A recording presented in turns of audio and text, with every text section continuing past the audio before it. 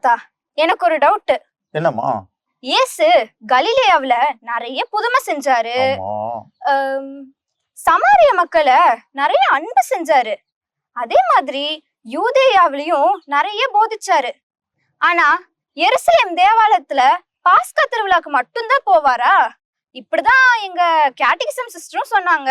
அதாவது அந்த காலத்து யூதர்களுக்கு என்ன ஒரு சட்டம் அப்படின்னா, ஒவ்வொரு யூதனும் வருஷத்துக்கு ஒரு முறை அந்த பாஸ்கா திருவிழாவுக்கு எருசலேம் தேவாலயத்துக்கு போகணும் அப்படின்றது. அவங்க இப்போ நமக்கு எப்படி ஞாயிற்றுக்கிழமை பூசைக்கு போகணும் அப்படின்ற மாதிரி அவங்களுக்கு வருஷத்துக்கு ஒரு முறை எருசலேம் தேவாலயத்துக்கு.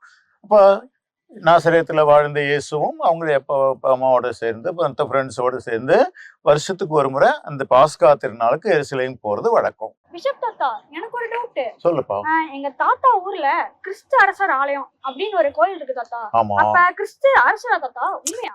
அப்படின்னா ஏசு ஏன் கோவேரி கழுதையில ஊர்வலமா வந்தாருங்கிறது தானே உன் டவுட்?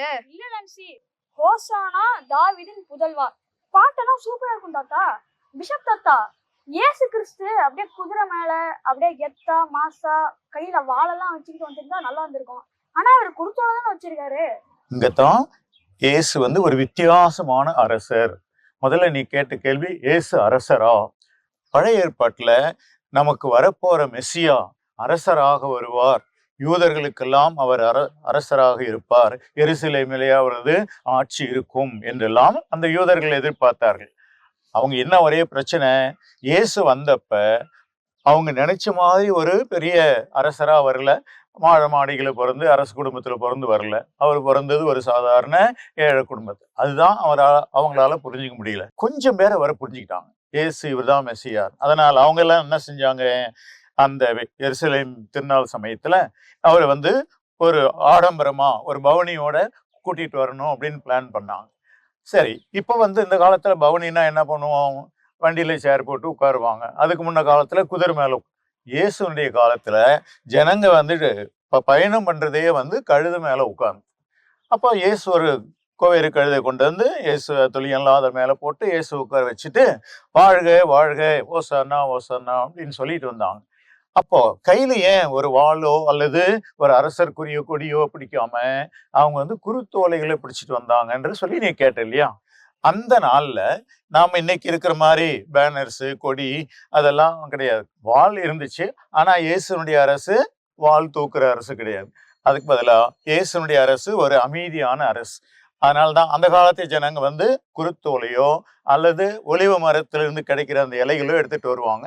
அந்த மாதிரிதான் இயேசுவும் அவர் அமைதியின் அரசராக.